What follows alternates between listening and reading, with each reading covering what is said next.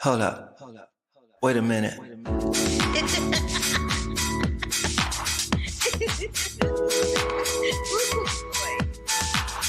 I wish you love, peace, and hair grease. Love, peace, and hair grease, y'all. Yeah, you know, I'm shooting straight from the hip. This is Carla Renata, aka the Curvy Critic, and I shoot straight from the hip. Yeah, you know, I'm shooting straight from the hip. Love, peace, and hair grease. Yeah, you know, I'm shooting straight from the hip.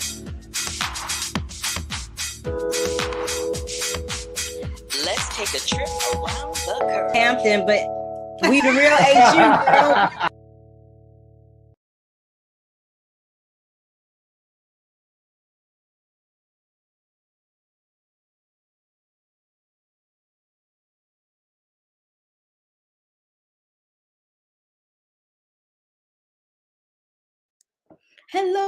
Hello, everybody. Thank you, and welcome to another episode of the Curvy Critic with Carla Renata.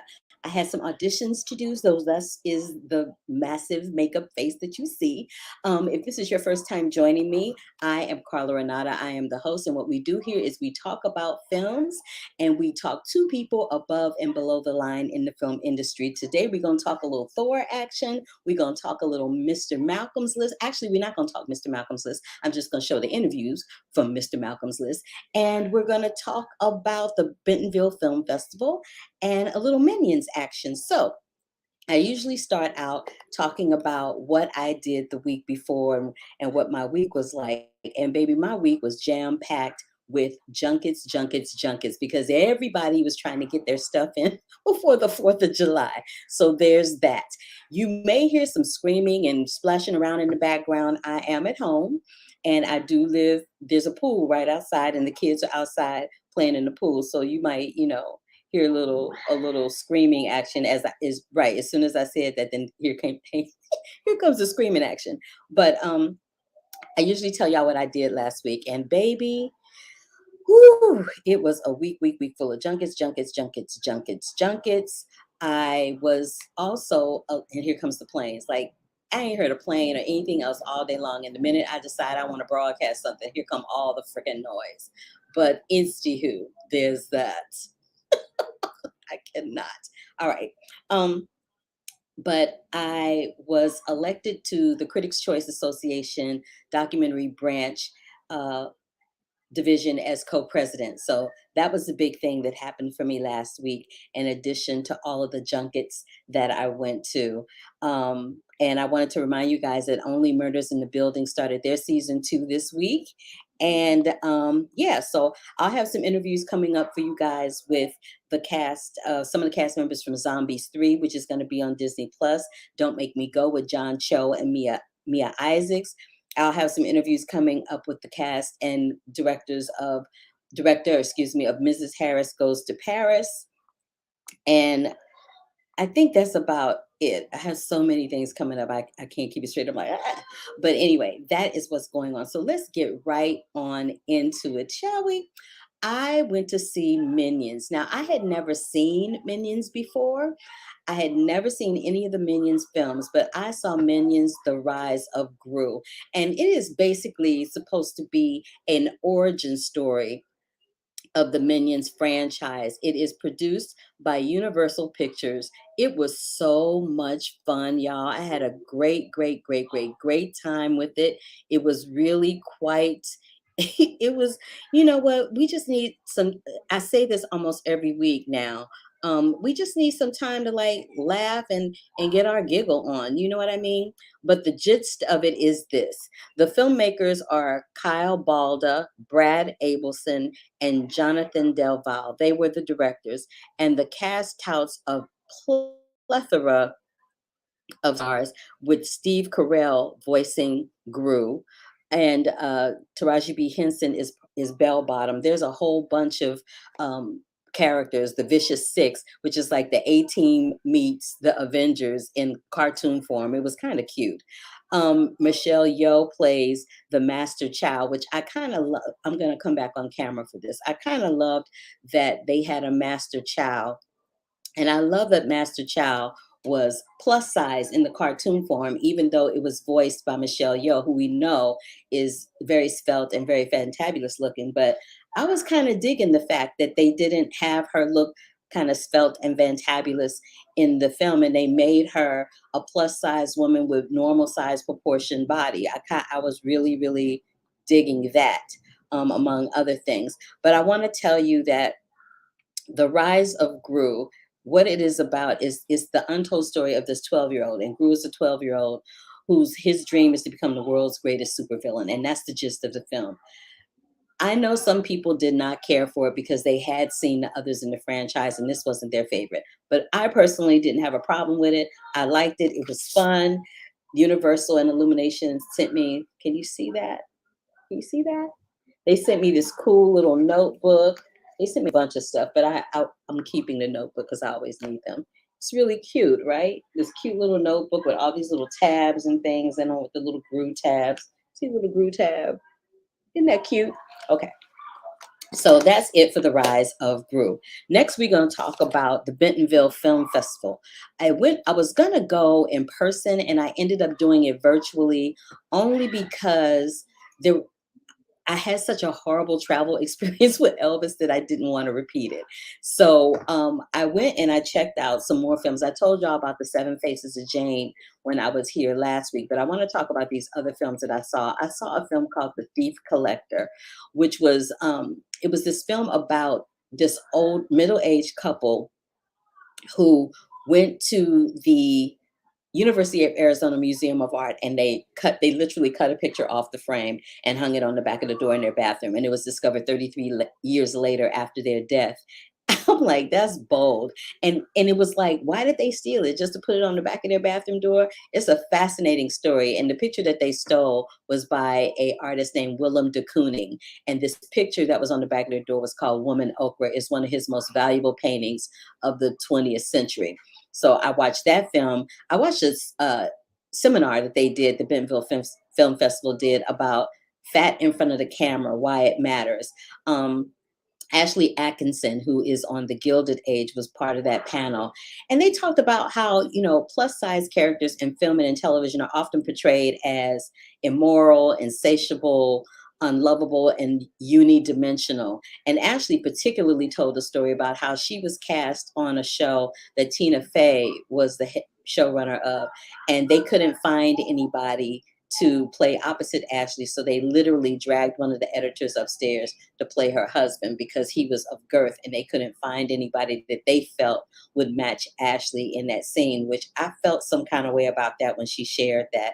And then the girl who was moderating it said that when she found out she was going to be talking about this panel, she said she immediately went back to this place of hearing this thing that people would say to her, fatty, fatty, 2x4, you can't fit through the kitchen door. And I'm like, wow, that's super, super mean. They also talked about how weight discrimination affects representation on screen and off. And I remember as they were talking, I thought about Lena Dunham, who had the show Girls. And I remember how disgusted and how crazy people acted when she had nude scenes on camera. Like it was just, oh, so nasty to watch somebody that had a little girth to them. And she's a young lady. First of all, most people look like Lena Dunham. Most people look like Ashley Atkinson. Most people look like Danielle Pinnock on Ghost. Most people look like, and not for nothing, but Marilyn Monroe was like a size 10 or 12. And nobody was running around calling her fat. You know what I mean? So there's a big discrepancy when it comes to how women are portrayed on film. And so that panel was called Fat in Front of the Camera, Why It Matters. I did watch a plethora of shorts. I watched one short that was called The Weight of It. And it was directed by Olivia Marie Valdez, Sandra Alonso Rodriguez, and Elna Solar Fernandez. And it was a stop animation short of a woman who is a breast cancer survivor. And I mean, it's stop clay animation. And under one of her breasts, you can see the Frankenstein stitches, and the other one is still intact, and so it's sagging a little bit more. And she's standing in the mirror. She takes off her wig. You see her with her short hair, her sagging breasts, her short gray hair, and the rolls on the side and in the back. And as she's standing in the mirror, having a moment and crying, her better half comes out. He's got gray hair, he's got a tummy, he's got rolls, and he kisses her and he loves her in spite of it all. And it speaks so much to how couples are treated when they're older and they don't look the way that they looked when they first met, and how this man embraced her anyway. And that film was I think it was all of 10 minutes long, if it was that, but it was really beautifully done. I saw another one called Choices, which was directed by Erica Rose, and she did a narrative centered around abortion, using using this one actress who in one scene portrayed a woman who was making the choice to have the procedure, and the other woman was making the choice to terminate the pregnancy, and how not only her own thought process was regarding that, but how her mother and how her best friend reacted to all of that news. And this was a little longer short, but in light of what we're going through right now, it was very powerful. I enjoyed it. And the actress that played both the women, Zazie Clark, was really quite stellar. There was another film I saw directed by Elisa Namias called Art Crimes by Crimes, and Crimes is spelled Krimes. Crimes is the last name of a young white man who was incarcerated for stealing. He was locked up for 6 years in federal prison, and his first name is Jesse. So Jesse decided to create this monumental work that ended up being a 40-foot mural made out of bed sheets. And he talks about how he used hair gel, bed sheets, and newspapers to create his art. And he also spoke about the challenges of coming home and being out of jail, going to a halfway house, and how you're always looking over your shoulder because the least little offense will cause you to go back to jail, which is what indeed happened to him. And thank goodness he had a parole officer that could see his promise, because his parole officer recommended that he not be kept in and that they let him out. But he wasn't able to find a job because of his record. He wasn't able to vote because of his record. And usually you hear these stories when it comes to young Black men. You never hear it from somebody that's a white boy in, Pennsylvania. So I'm just saying. And then I saw another short film. It was called The Bond, and it starred Yolanda Ross. Love her. She's such a wonderful, wonderful actress. And it was directed by Jamil Eddy.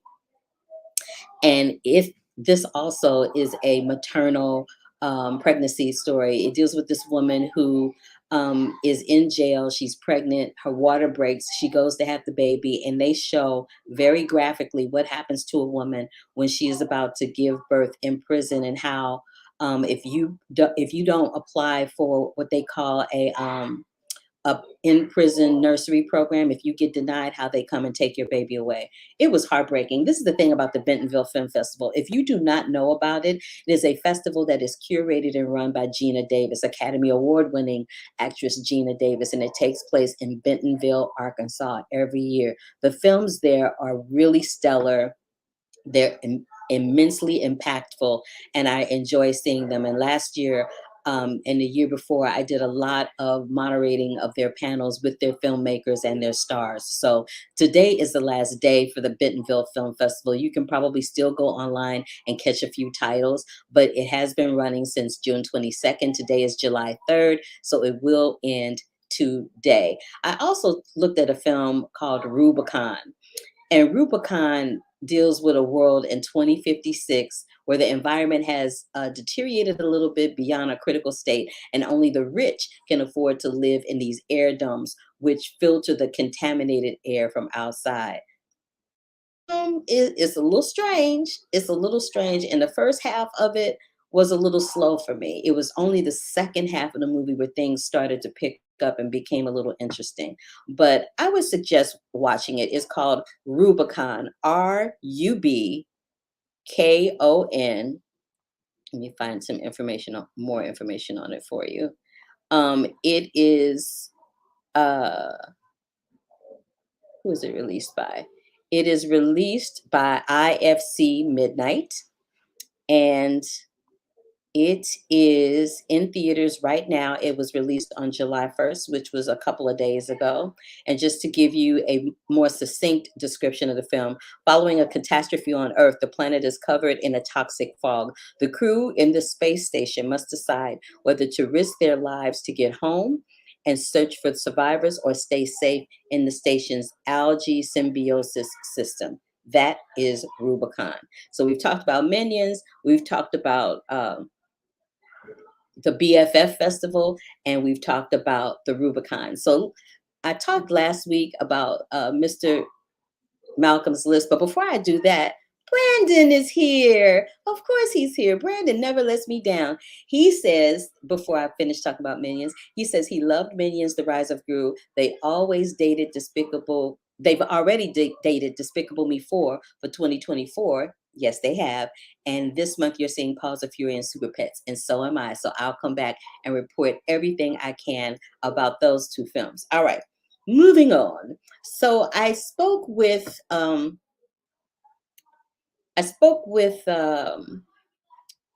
Holly Jones, who is the director. This is her debut directorial effort, Emma Holly Jones. She directed Mr. Malcolm's List, and they sent me something too, so I'm just going to show you what they sent me. I'll get it out here for you. So they sent me this book so that I could read the book. Love to read, so I'm glad they sent me that. And Mr. Malcolm's List is about this list, and they actually sent me the list, but they sent me this letter that goes along with it. So I want to read this letter that they sent to me. It says, I trust this letter finds you well and anticipating a temperate summer. It's a little more than temperate, full of relaxation and frivolity in equal measure. Here at our estate, Hadley Hall, the lawns are bright green in the full flush of late spring, early summer, while the air is fragrant from our blossoming rose garden. I have no doubt your summer social calendar is filling up with the utmost haste, so please permit me to humbly request the pleasure of your company at Hadley Hall. So that's that. This is what they sent me from God. Yes, you can barely see it. It's all washed out. But they sent me Malcolm's actual list, which I kind of love. So it says Mr. Malcolm's List, and then this is Malcolm's actual, there you go. That's his actual list. So on Malcolm's List, and I just want to read it because I think it's hilarious. The requirements for a wife from Jeremiah Malcolm. 1, handsome of countenance and figure, graceful and well-mannered, educates herself by extensive reading. Hello. Converses in a sensible fashion, charitable and altruistic, has general relations from good society, candid, truthful, and guileless, possesses musical or artistic talent. Hello. Amiable or even tempered, a forgiving nature. Hello. So Mr. Malcolm's List is about this young man who has this list of requirements that I just read off for you, where he uses that to find a suitable wife. So what I didn't know is that Emma Holly Jones actually found this. She discovered Mr. Malcolm's List through the Blacklist. If you don't know what the Blacklist is a list that's been curated by Franklin Leonard, where they find scripts, they do readings of them, and most of these scripts that he finds, they end up being Oscar winners, they end up being award winners somewhere along the line throughout the year. And it's a really cool way to have your scripts discovered and to find, and for directors and writers and producers to find scripts. So Emma and I talked a little bit about that, and I want you to just take a look and a listen to this conversation about Emma, the Blacklist, and what her qualifications are for a mate. Here we go. Hello, nice to meet you. Emma. How are you doing? I am great. Emma, girl, Mr. Malcolm's List is my jam. Amazing. Listen, I loved this so much. I am a huge period piece buff, but when I see Chocolaticity is in the house, I'm all for it. All for it. Look at you cracking up. You are so funny. So let me ask you, how did you discover, let me not say that. I heard that you discovered Suzanne Elaine's script through the Blacklist. Is that right? I did. I heard it on their table read podcast they had, it was 7 years ago.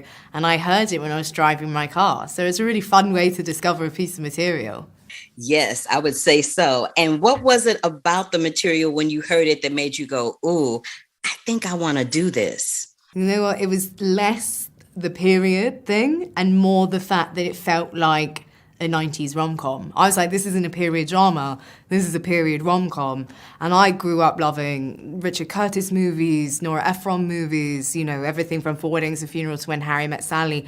And what I was really looking for a piece of material. You know, and you got to remember at this point, I never made a film before. I was just looking for something to give it a shot with. And I knew that I needed to do something that I loved. So I was really looking for something that harked back to all those movies I grew up loving. And I think Suzanne's, you know, original script had all those sort of that lightness, that romance, that wit, that comedy, that all those great sort of Richard Curtis-esque movies had. And the period stuff was just a phenomenal world to blend it with. So it really is period drama meets a rom-com. It really is. You made a really, really good point and took one of my questions away from me. But that's a really, really, really good point. I love you for that. And your first time directing, Mama, you knocked it out of the park. It is so beautifully shot. Oh my God, the shot. Okay, so was it really difficult to shoot that scene where the two dolls were in the dresses and they were running all over the place? Because that looked like it was a really complicated thing to shoot and navigate. I mean, I think anything where people are, you know, moving at extreme speeds is always a fun one. But you know what? I had, honestly, one of the best camera operators in the business working on this film. Tony Miller, our cinematographer, brought on a Steadicam operator who shot every shot of the movie. He's called Alex Bambrilla, and that man is a genius with a Steadicam. So he honestly, like, he made our days. He was doing all these one-shots, and he was able to, you know, literally dance with the actors in the ball scene, and he gets all the credit for some of that. Well, you get the credit for the rest of it because you had to guide him as the fearless leader. I just want to, in closing it out, what would be one of your requirements for a mate if you had to make a list? Well, you know what? Personal, maybe too much personal. I got married 2 weeks ago. Oh, congratulations. Thank you. And I was sitting writing my vows on the morning of the wedding, and I wrote a list. And I wrote a list of promises. And I think, inspired by the fact that I've been thinking a little bit about that over the last 2 weeks, I think the most important thing, and the thing I promised my now husband, is to continue to be kind. I think kindness is underestimated, and kindness, I think, is one of the most important things in a respectful, trusting relationship. I concur. Emma Jones, thank you so much for your time today. I appreciate it. And I love this film, straight up. I'm so happy you loved it. And it was lovely to talk to you. You got lovely energy. You've made my afternoon. Great. I'm glad to hear that. All right. I'll talk to you later. Bye. Bye.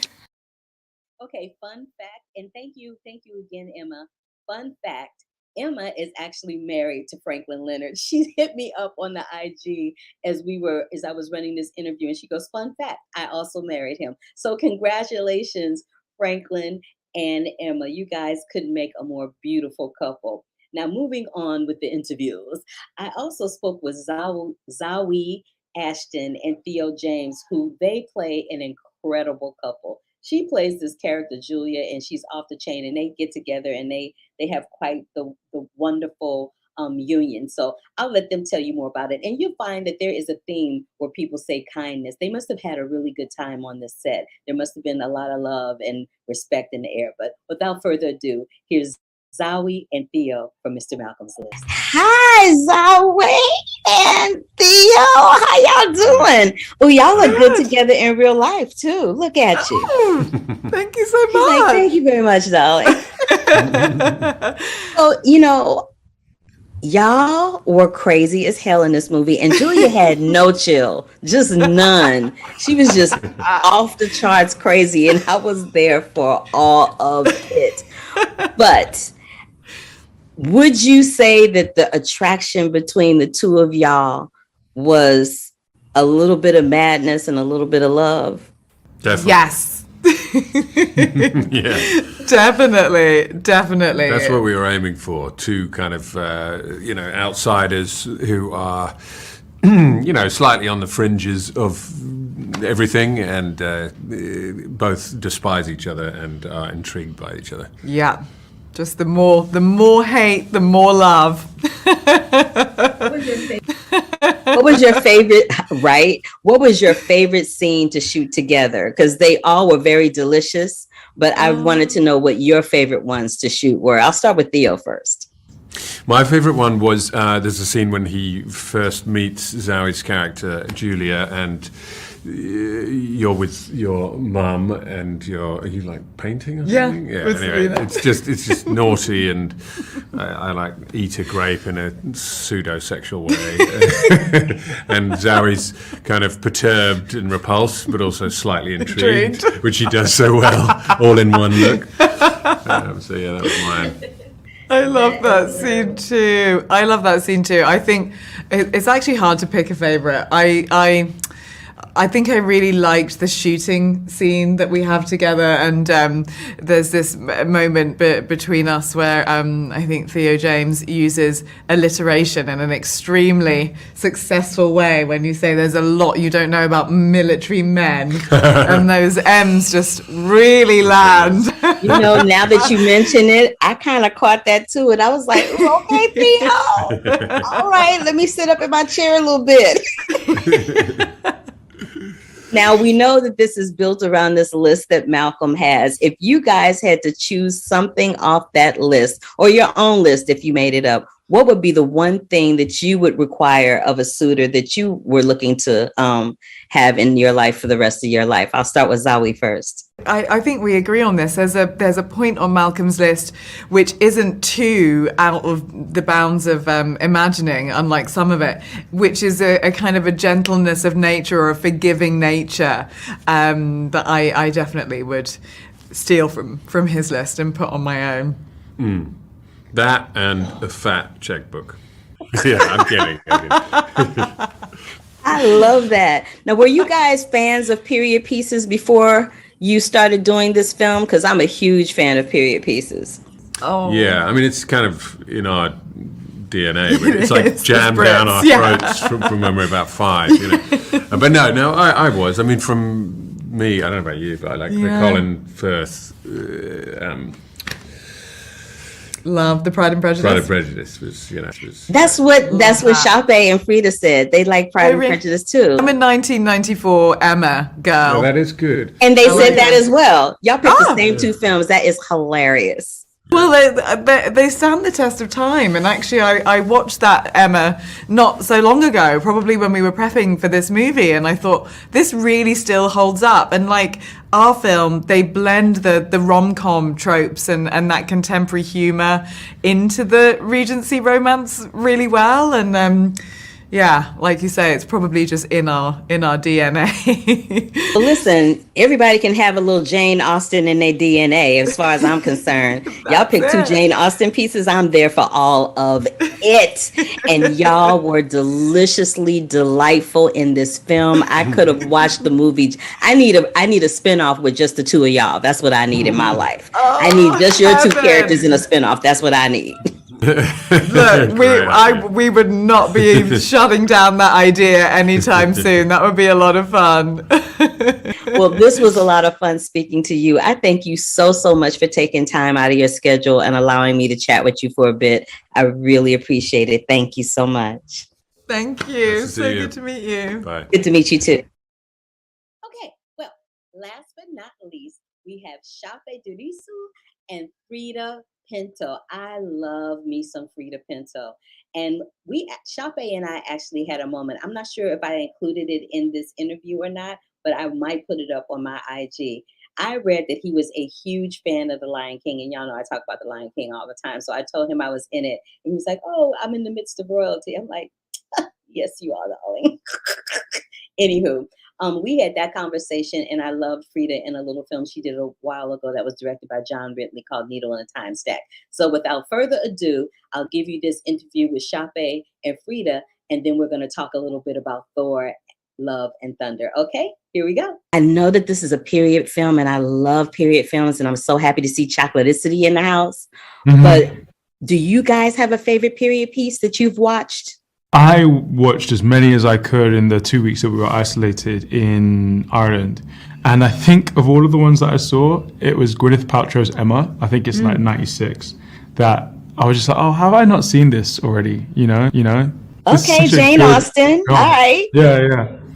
Yeah, I didn't watch anything in preparation other than actually 90s rom-coms. I spend more of my time watching Bridget Jones' Diary and Notting Hill all over again, because I really feel like Mr. Malcolm's List has a beautiful marriage of the Regency, the period films, and the 90s rom-com. But I do recall loving Sense and Sensibility.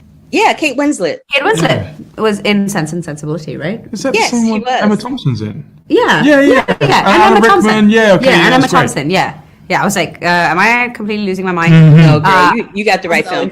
Just tell me what would you put on your list for a suitor? If I had to do this all over again because I'm already married, it would be the same thing that I put on my list, which is I would just want to be with someone who loves my culture, loves culture in general, and wants to explore and be curious about it and imbibe as well in his life, and I would do the same in return. For me, it would just be someone that's passionate about something. You have to be passionate about something, please. Just like that you love doing or loved seeing or love spending time with.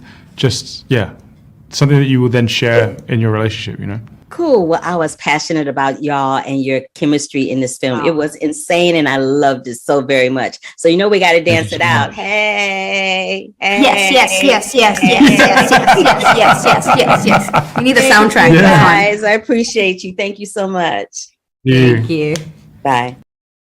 Now, I thought that was a great way to end that interview because we started out dancing, and I thought we would just, take it out dancing. So just to recap before I get to Thor, we talked a little bit about Minions, which is in theaters. It's in theaters right now. We talked a little bit about Mr. Malcolm's List.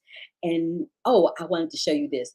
When we talked about Minions, the Vicious Six, baby, they were like the Avengers meets the A-Team. I just wanted to show you that picture before we start to talk about Thor. All right, so Thor, Love and Thunder. I believe this is probably the fourth or the fifth in the Thor franchise. We had the original Thor. We had Thor: The Dark World in 2013. We had Thor: Ragnarok. And now we've got, and Thor was probably in one or two of the Avenger movies. And now we have Thor, Love and Thunder. Let me tell you what's great about Thor, Love and Thunder. You see that picture of the white man with the stripes? That's Christian Bale. I just want to talk about Christian Bale for a minute. Christian Bale is one of these actors that whenever he does a role, he goes full throttle. And him in this film is no different. He goes all the way there a zillion billion times. And I love watching his work. I could have just watched it for him alone. I need for him to have his own little spinoff. But Thor, this one, Thor, Love and Thunder, is directed by Taika Waititi. Thor is part of the Marvel franchise, which is overseen by Disney Studios. You guys know that. And this time, Thor is enlisting the help of Valkyrie, who's played by Tessa Thompson, and his ex-girlfriend, Jane Foster, a.k.a. Lady Thor, to fight Gore the God Butcher, God Butcher, who intends to make the gods extinct. That is the gist of the film. That is what the film is about. And I'm not telling you anything that is going to be a spoiler. We've seen pictures of Natalie Portman as Lady Thor, so that's not going to come to a surprise to any of you to know that. It really is not. But what I will tell you is this. I've seen all of those Thor movies, and I think of all the ones that I've seen, this one probably is the funniest one yet. It's hilarious. I laughed out loud. I don't know about anybody else, but I was cracking up. It was very, very, very funny. And the great, great, great production design, the costumes, but do you expect anything less with the Marvel joint? You don't. The production design was great. The score was rocking it out as usual. I love the production design, costumes, and score for this film. There's a lot of nice little cameos in more ways than one. You'll have to see the film to find out what they are, because they're not going to be putting me on the blacklist for Marvel Studios and Disney because I told too much. I'm gonna tell you the bare minimum. But what I will say is this, and this was something that came up when I was watching the Bentonville Film Festival. They talked about how in the previous film, Thor Ragnarok, the way that they showed Thor being upset and being off his game was him eating and being fat. Like, that's what happens when you're supposed to be sad and depressed, is you're supposed to get fat. As somebody that's, a little on the plus size, I kind of take offense to that, but that happened in the last movie.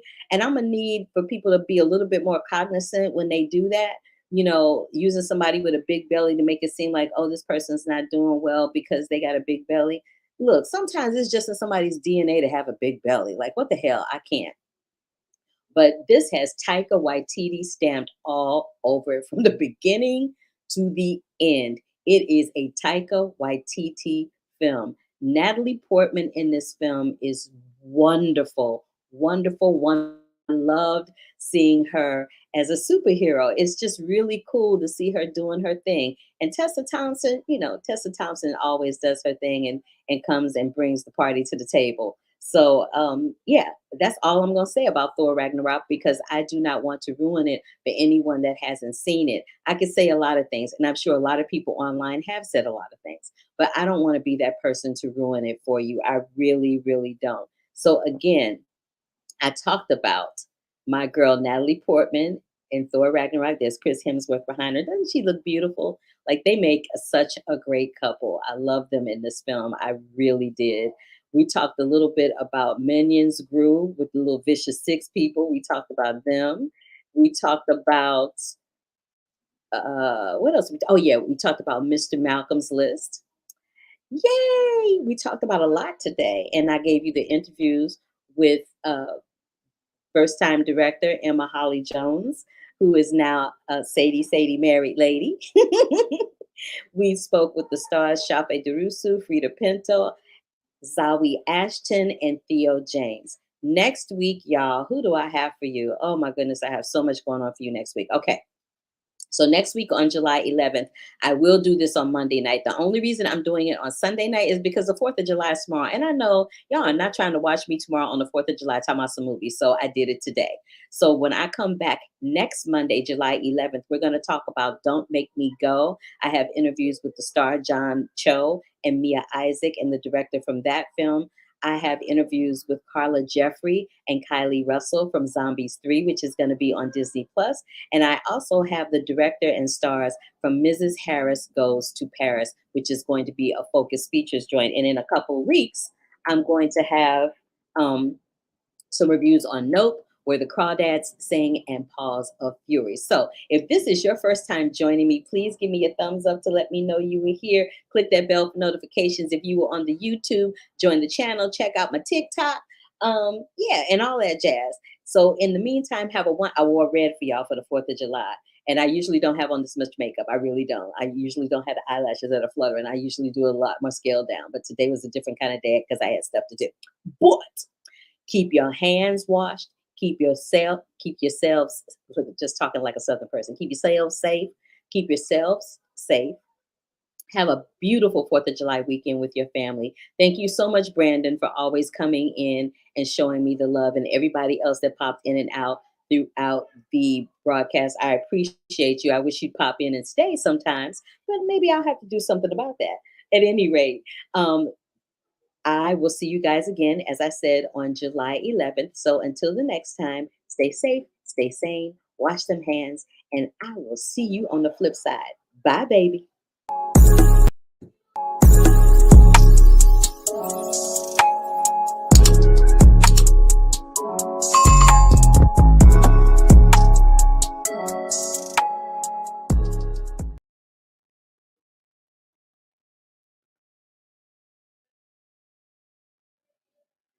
Oof.